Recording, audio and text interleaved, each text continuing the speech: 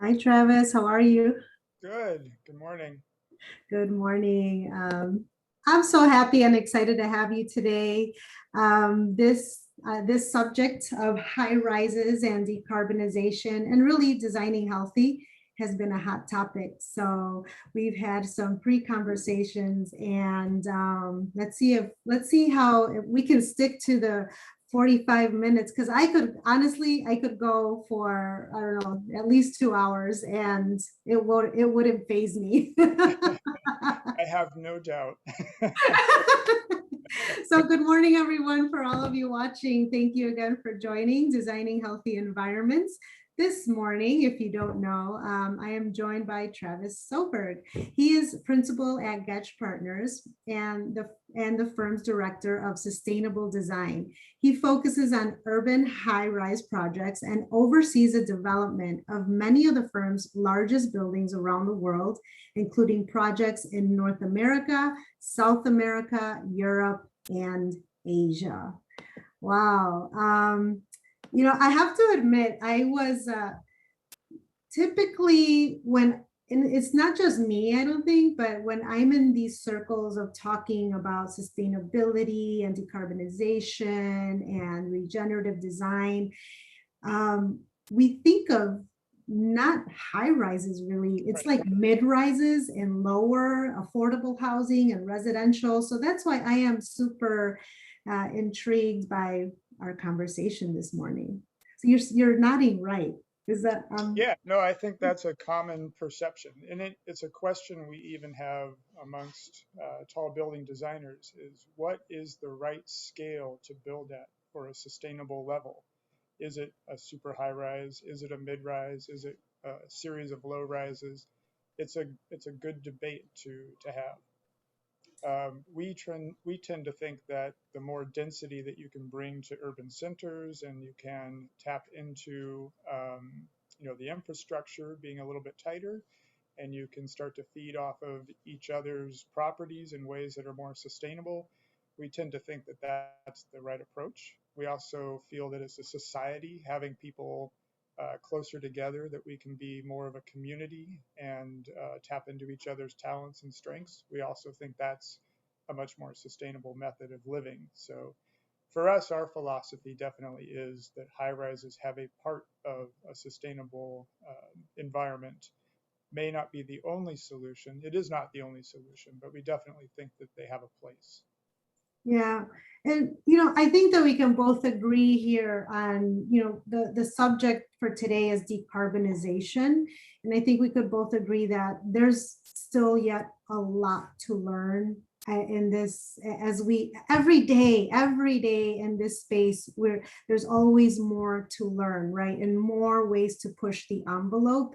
But now, the industry across the globe is time is of the essence, and we Right, need to decarbonize now. right, So at the beginning of these conversations, it was about operational energy, right, right? right. And you can go into talking a little bit about that. But now we moved into, okay, we're becoming pretty good at operational energy, understanding it. Now it's about embodied energy, right? And what we're doing now. So can you share like what you guys do at Getch Partners and yeah, obviously in high rises, right? What is your perspective on that? On embodied energy and decarbonization, Yes. we have the same opinion as you that we've actually done a tremendous amount of work on embodied energy, and we can look at some if you want, we have a case study we can show.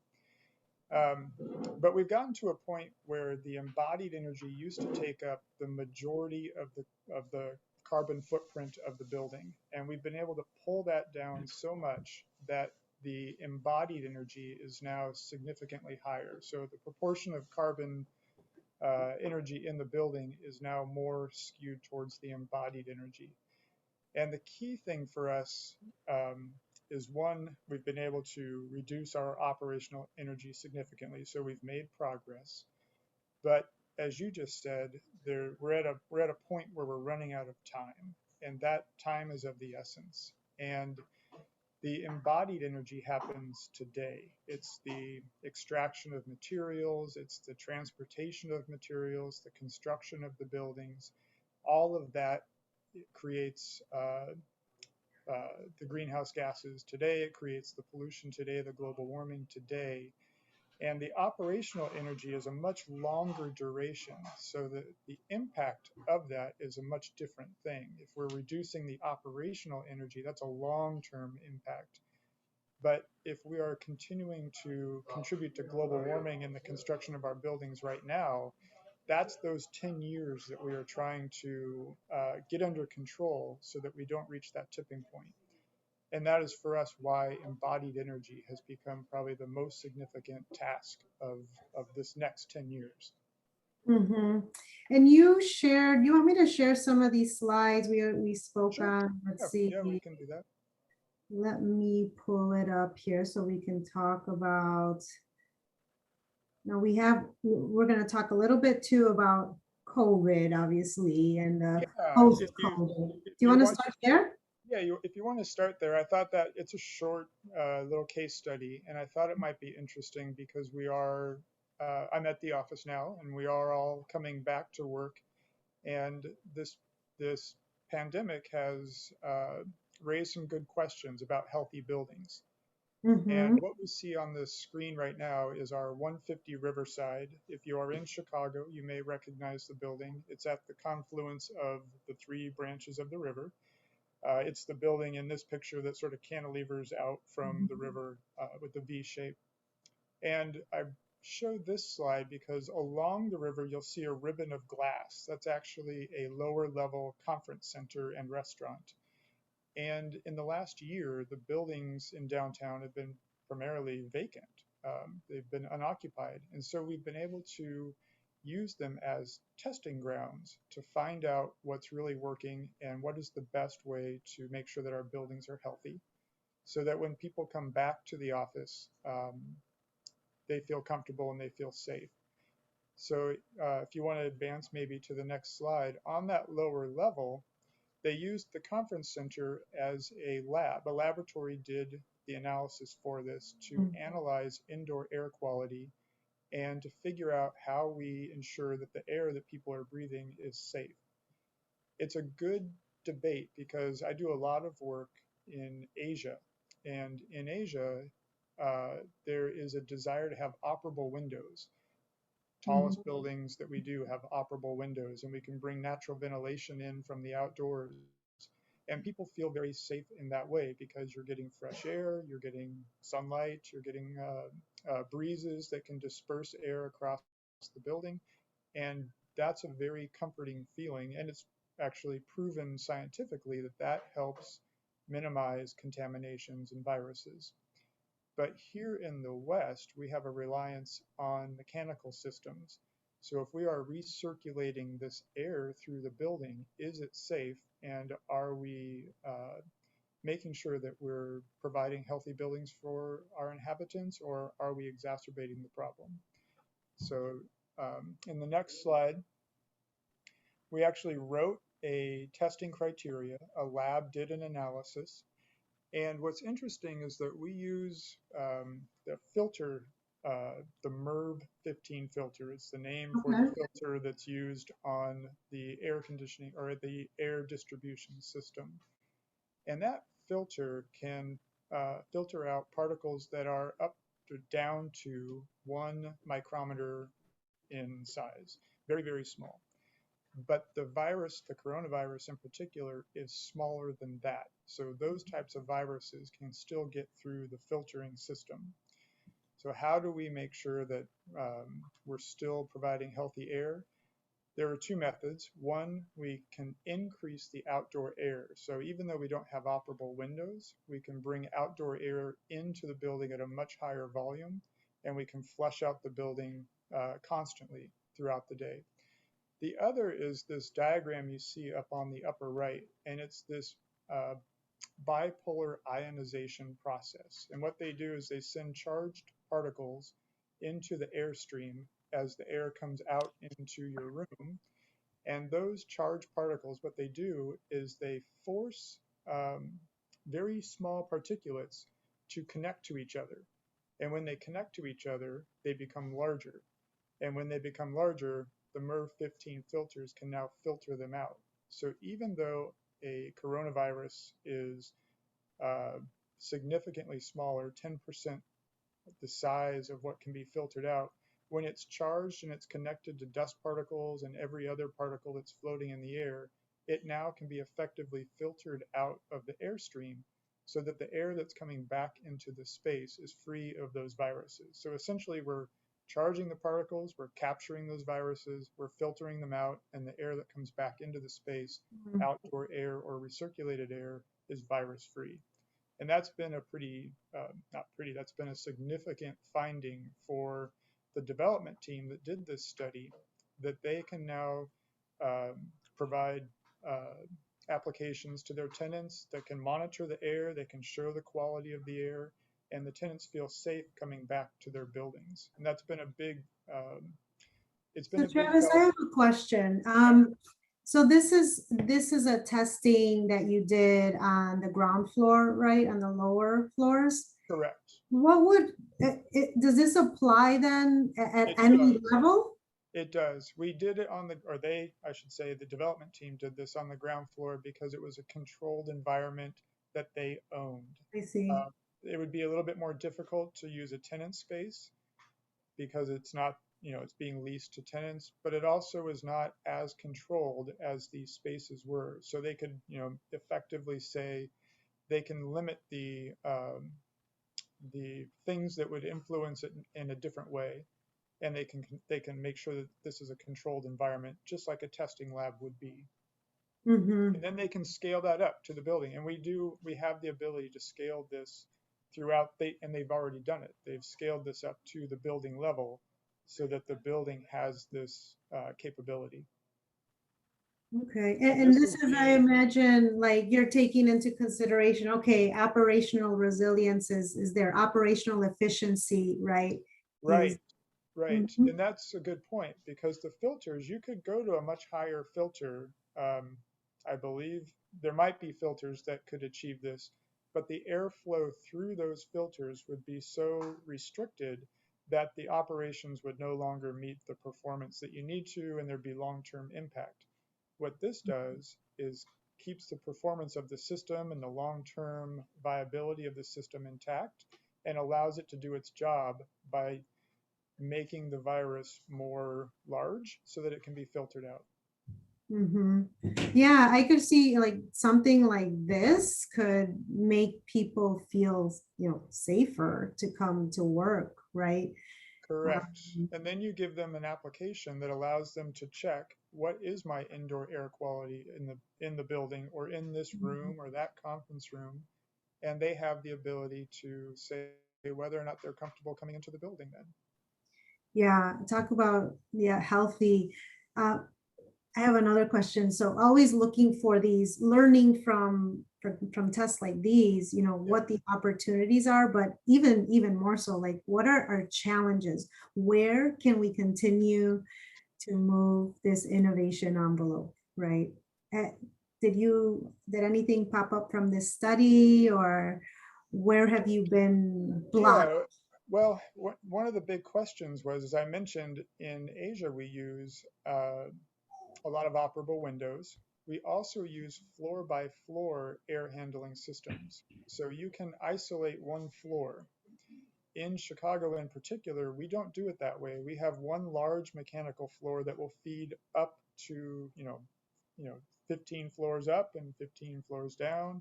Mhm. And that means all of the air is coming to one central point, and all of the air is going to every floor and every tenant.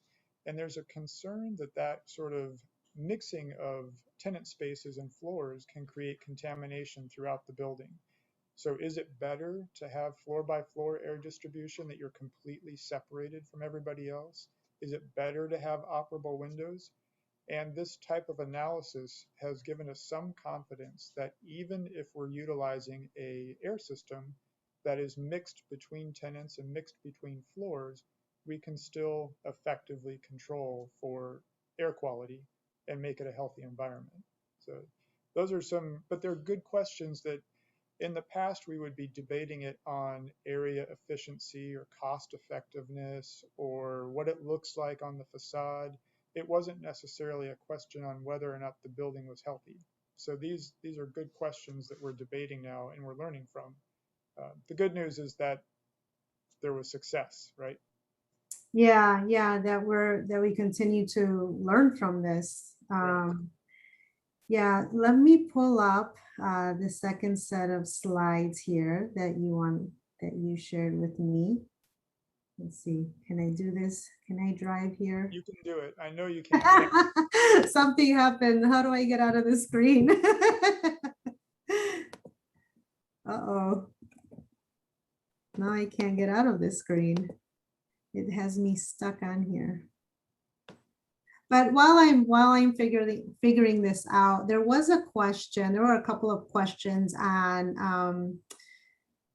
the particular skin that you use Sure. and embodied carbon. Like, what are the, where is innovation happening there? I think I lost you for a second, Alicia. Uh-oh. Do you want me to repeat? I was Okay. asking about the envelope and skin alternatives to use for high rises. Right. And probably for carbonization, embodied carbon attributes, right? Yes, Is yes, there that's something correct. better than aluminum and glass when thinking about embodied carbon for a building?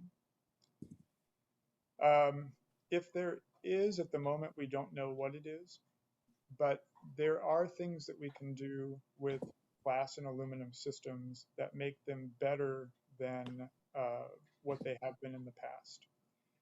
And that's part of this process that we are going through right now is figuring out where we can improve, how we can improve it, and identifying that there are opportunities. And that's here in our office, we've undertaken research and development studies to figure out where we as an office, we do primarily core and shell buildings. So we are dealing with superstructure of concrete and steel, and then we're cladding that mostly in glass and aluminum, insulation, and some other materials.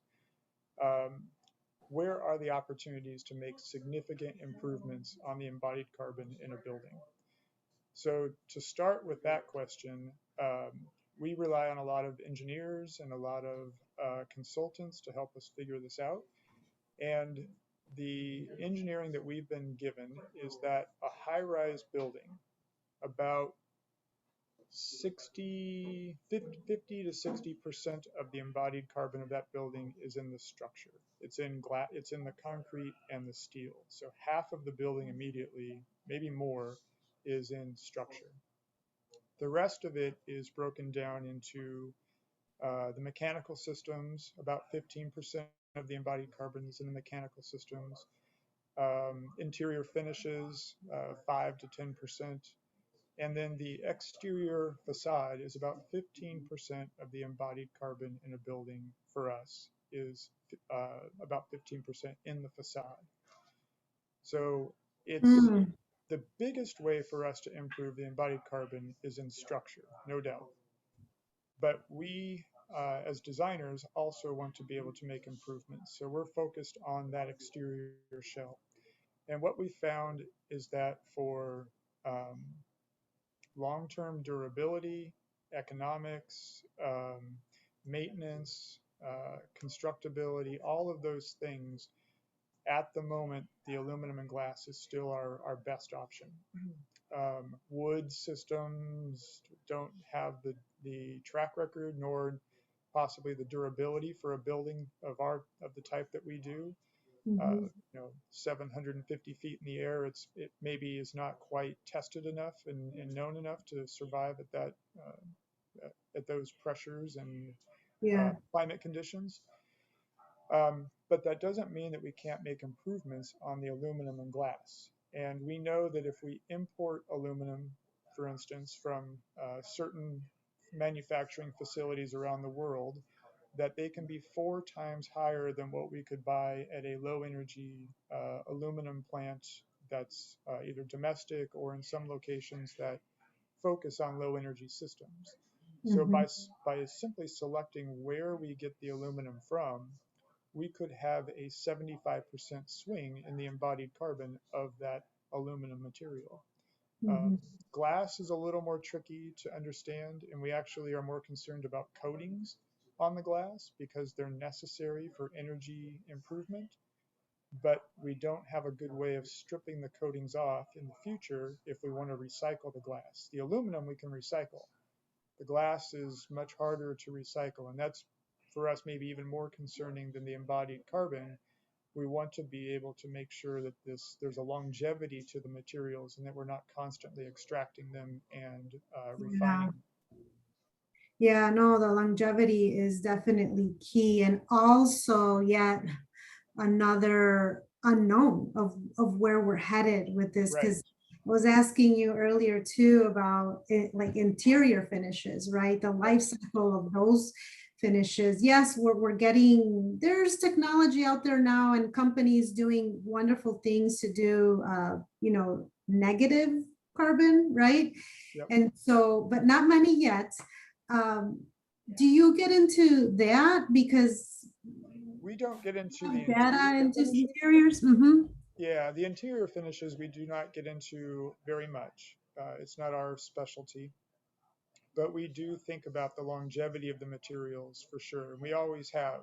Beyond the embodied carbon, for us, there's a sustainability built into a material that lasts much longer, is a much higher quality, and has a durability to it so that we're not constantly replacing it and impacting our natural resources and our energy. So for us, quality is a big component of sustainability.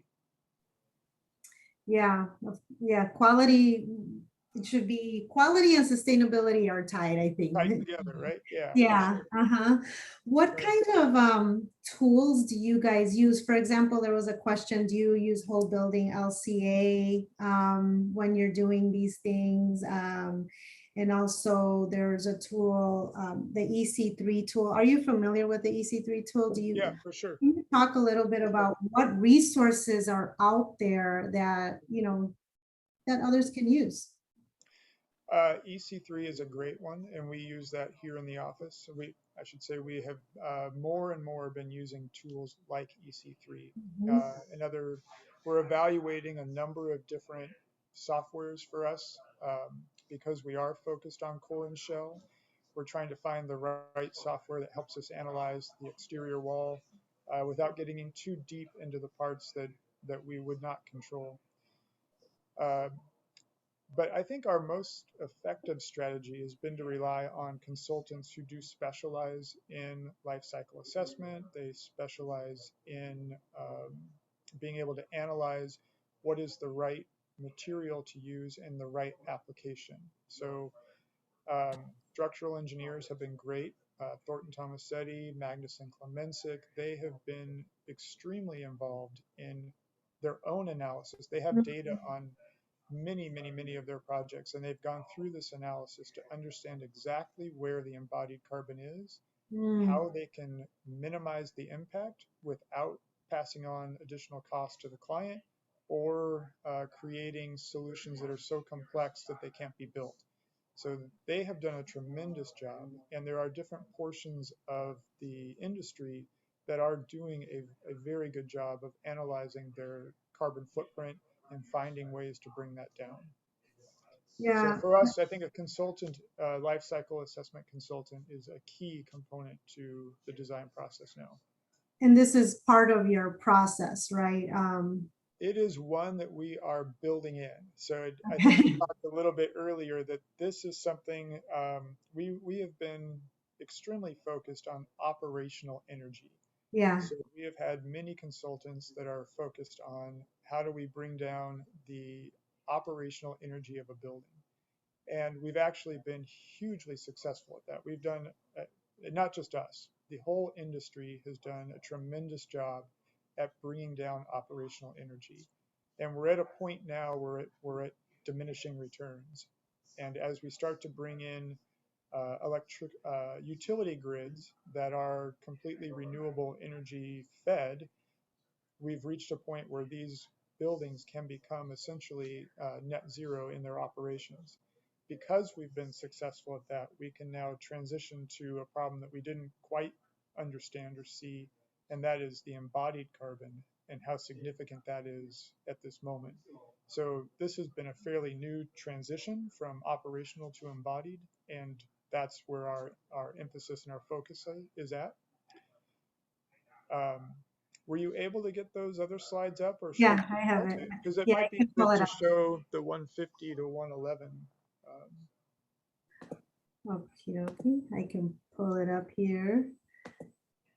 Yeah, and EC3 is the Embodied Carbon and Construction Calculator, which is a tool for, I would recommend, for those of us in this industry to be familiar with it.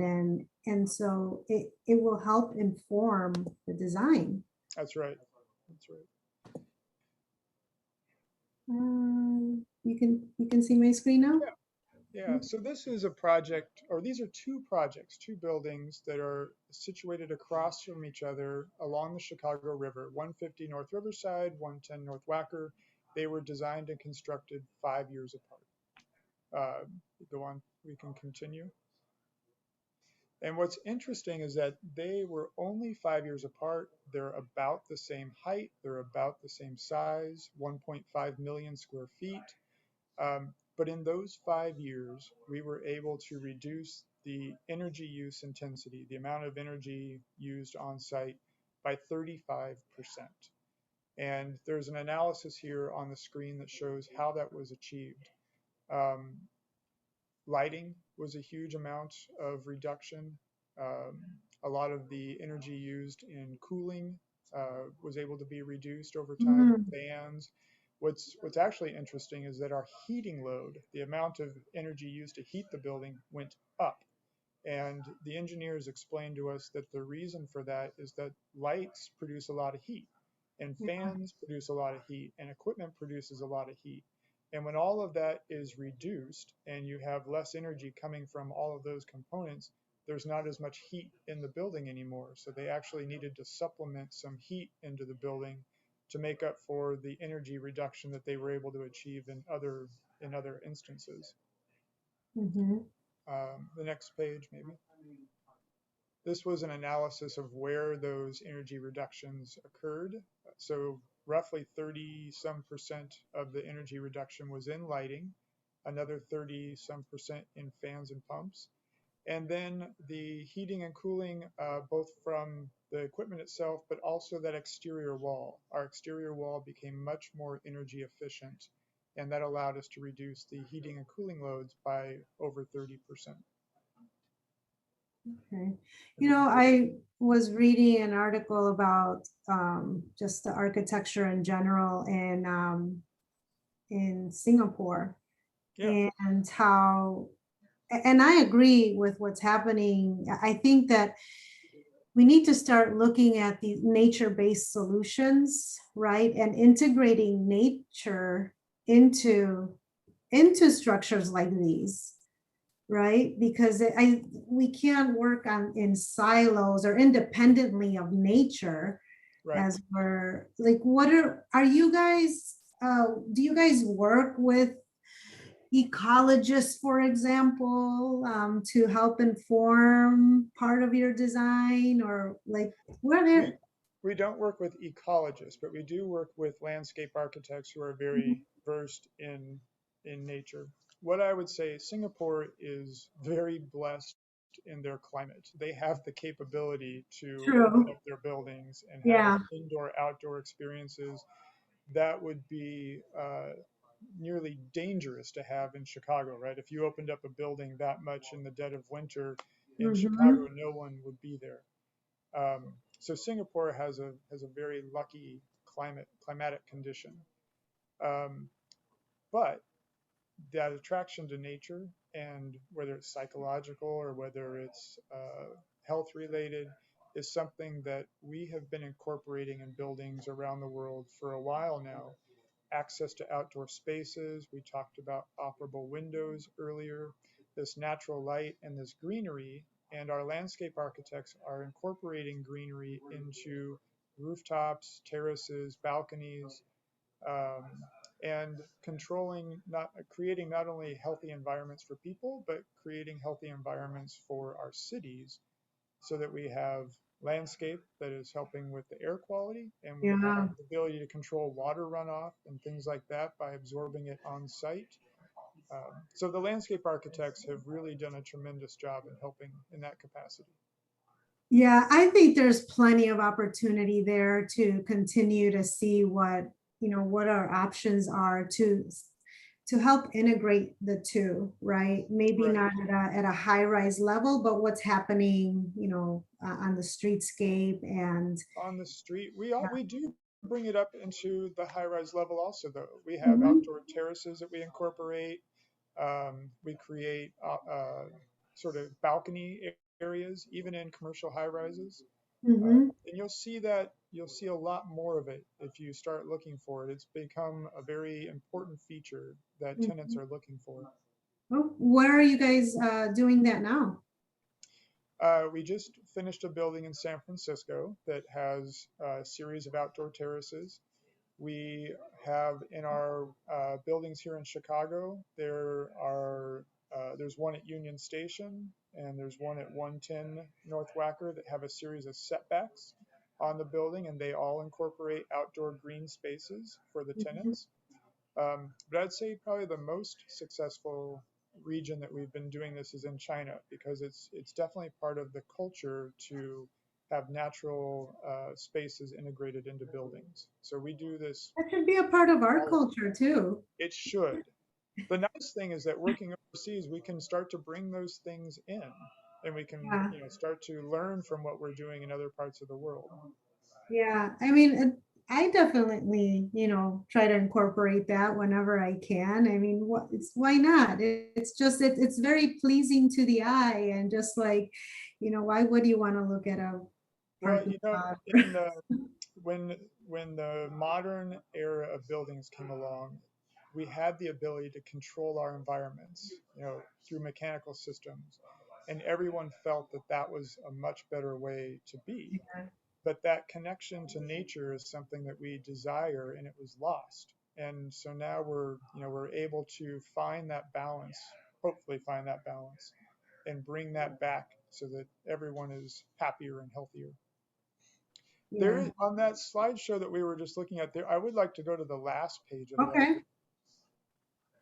we can go back to that.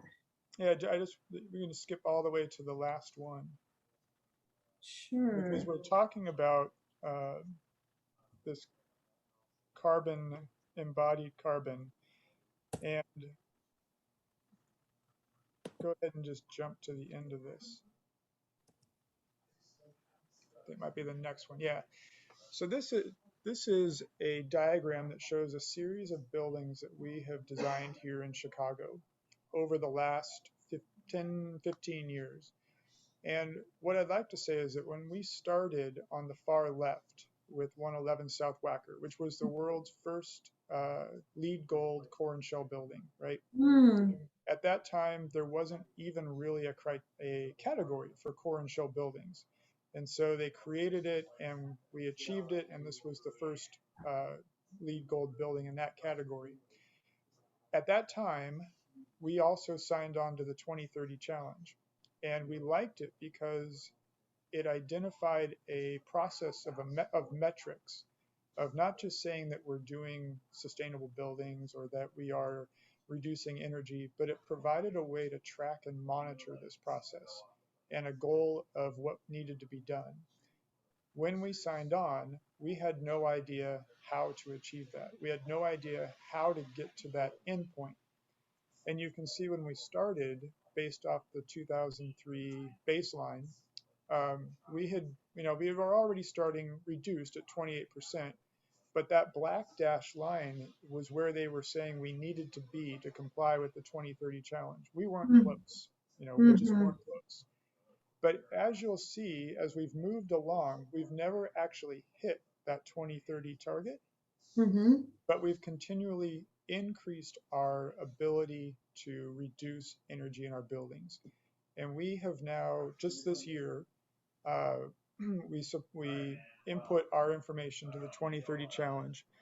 And based on where we were 10 years ago, we have doubled the number of projects. We have doubled the amount of area. We went from reporting 16 million square feet in 2010 to this year we reported 32 million square feet. And Wow. we've doubled our improvement on energy reduction from 32% down to 70%. This says 65, but it's with respect to just that building.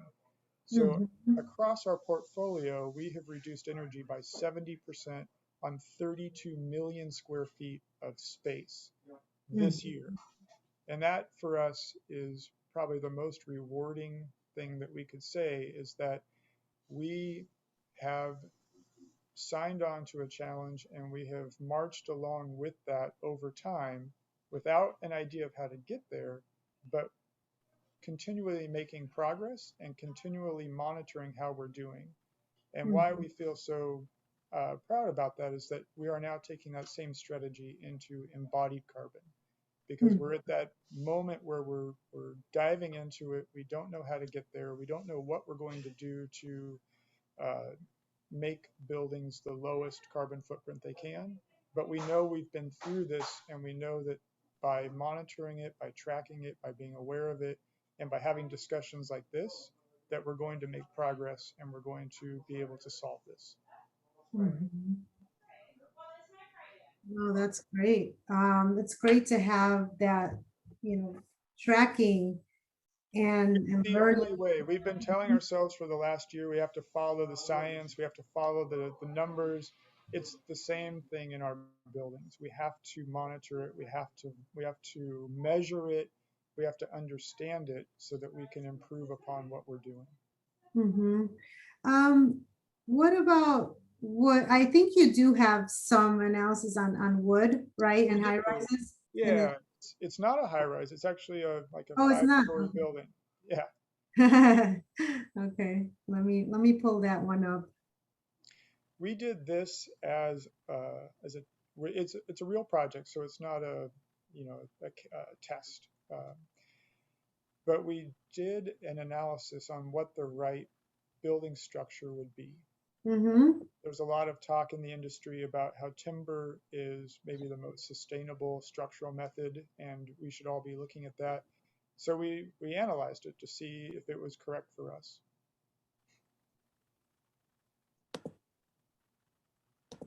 Okay, you see it? Yeah, this is a rendering of what the project would look like. So it's not a big building. It's a five-story office building in Columbus, Ohio. Mm-hmm.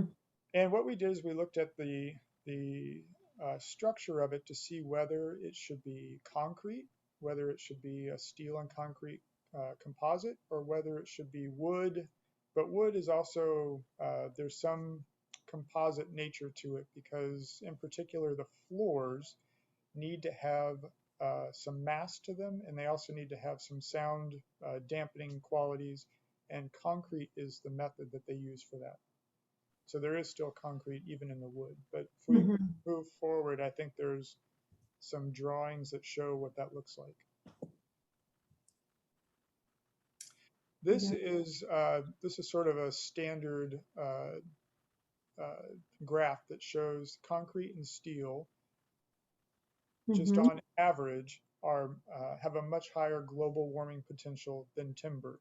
And that's why everyone is looking at timber because it's significantly less than concrete and steel. Right. So we looked at this. We looked at three different methods: post-tension concrete, mass timber, and then sort of a composite method of steel and concrete together.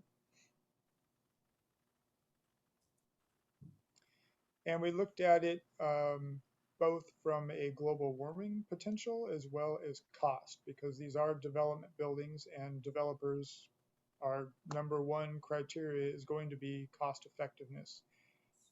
From that standpoint, steel was clearly the cheapest method. Uh, Mm-hmm. and timber was the most expensive. And so, we have to keep this in mind as we're debating this with the developer, because they will be cost conscious, and we need to be able to prove out that timber, if it is the most environmentally sensitive material, that there's a method of getting it in line with the other materials. Mhm. And what we found is that if if you run sort of the best case scenario, um, that timber for sure was the most effective way to reduce embodied carbon. On the left, you see mass timber. The next one over is sort of a timber hybrid, both about 50 to 60% less than post-tension concrete. Steel was surprising. It actually came in about 40% less than post-tension concrete. So it was not far off from the timber. The next slide, though, is where it becomes a little bit more tricky. Timber, if you use FSC wood and you use the wood that has the lowest embodied carbon, it is, for us in this instance, again, it was the best at reducing embodied carbon. And what we've done is the solid colors are sort of the best case scenario, or I should say not even the best case scenario, it's the achievable scenario. Okay. So the mass timber, without doing too much, can achieve 57% reduction, right? If we use the best case scenario and the achievable, we can reduce that even more. But what's interesting here is that the steel and concrete are much easier to control. We have the capability of working with a concrete plant in Chicago. We have the capability of working with a steel mill that's not far away, and we can guarantee what those compositions are in the steel and concrete. So if we use the best case scenario in steel and concrete, they actually have a lower embodied carbon than if we use non-sustainable timber. So if you draw a line from the red bar here on the right-hand side and you draw it all the way over, you'll see that its embodied carbon is the same or better than the timber. And that's important to keep in mind, because when you go to a developer and say, hey, I want to use timber because it has the lowest embodied carbon, and they say, no problem, but timber is already expensive, so I'm not going to buy FSC wood. I'm going to buy timber from a source that is not sustainable, does not have low embodied carbon in its transportation and its extraction, is not replenished. That embodied carbon of that timber in this case study here was no better than what we were able to achieve in steel and concrete. So the sourcing, the control, and the monitoring of the entire process of that material became key in understanding whether or not timber was actually being beneficial, more beneficial than any of the other materials. Mm-hmm. So when we talk about the embodied carbon, earlier we talked about life cycle analysis, and we talked about the right applications. This is why it's so important, because you can say that we're using the right material, but if it's not the right application or it's not being sourced and transported in the best way, you may actually not be improving what you could have. You may not be improving more than what you could have done with more industry-wide standard materials. Mm-hmm. Wow, incredible. We could keep going on this for sure. Travis, just out of curiosity, what got you into this work? Like, why are you doing this? What inspires you to do this? There's the buildings, right? And at the Mhm. scale of the buildings we work at, we are impacting cities. And when you drive back to Chicago and you see your skyline and you say, that's my home, like that's a pretty powerful statement. So that in and of itself is one of the Flying reasons. into Chicago. Yeah. Flying into Chicago, challenges like this, where we're learning about operational energy, embodied energy, and then you know that that's not the last thing. What's the next, what's coming next? After we solve embodied carbon, there's going to be some other challenge that we're going to have to tackle immediately. So Water. the water, materials, whatever it is. Um, and then I would say moments like this, where we get to meet each other and talk and share in things that we all love and are passionate about, the conversations that we have about the world around us. Those, like between the buildings and the challenges and the people that we're all together as a community, that I think that's what really gets you up in the morning and makes you excited to come in and work again.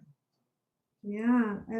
So, I mean, here in Chicago, we're getting ready. Well, we started on creating policy, right, for decarbonization. Right. And you've been Any, very active in this. yes, yes, and I'm happy to be a part of this working group and lots to talk about. Talking about buildings going all electric, right, and the Correct. impact on infrastructure,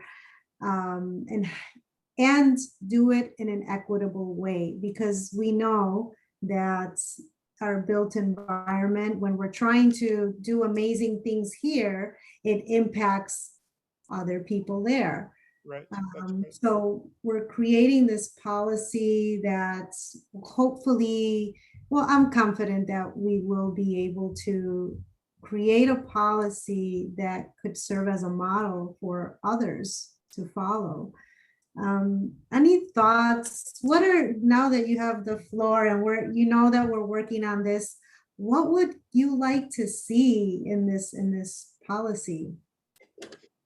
Well, first, policy for us has been one of the most successful ways of forcing change. Energy reduction codes and national policies that force us to comply have been hugely successful. So what you're working on now, um, for us, is going to be one of the biggest ways for rapid, big changes to happen. And I can't support you enough and applaud you enough for putting your effort towards this, because we will all benefit from that. What we would like to see is similar to energy reduction, where there are metrics that are Hmm. required, and that we must meet these metrics. And maybe it's progressive, maybe it's not, but there's some sort of measurable amount that we must comply with, and we can do this. And when that challenge is put out there, we can meet it. And so that's what I'm hoping that you'll be able to do, is put policies in place that have requirements for us to comply with, and then we can all work towards achieving those goals. And I think that will be a huge success for all of us. Yeah, I agree. Thank you so much, Travis. I would love to have you back and, continue watching how your buildings evolve, right? Now that we're on this embodied energy track, and just looking at all of that, and see how we can then look at the interior finishes and what that looks like throughout its life, as Right. we start Right. making materials that are negative carbon. Who would have thought, right? But thank you again. I hope My you have pleasure. Thank you for the opportunity. yes, yes. Always, you're always welcome here. Great. Thank you, Alicia. All right. Have a healthy week. You too. Okay. Bye-bye. Bye bye.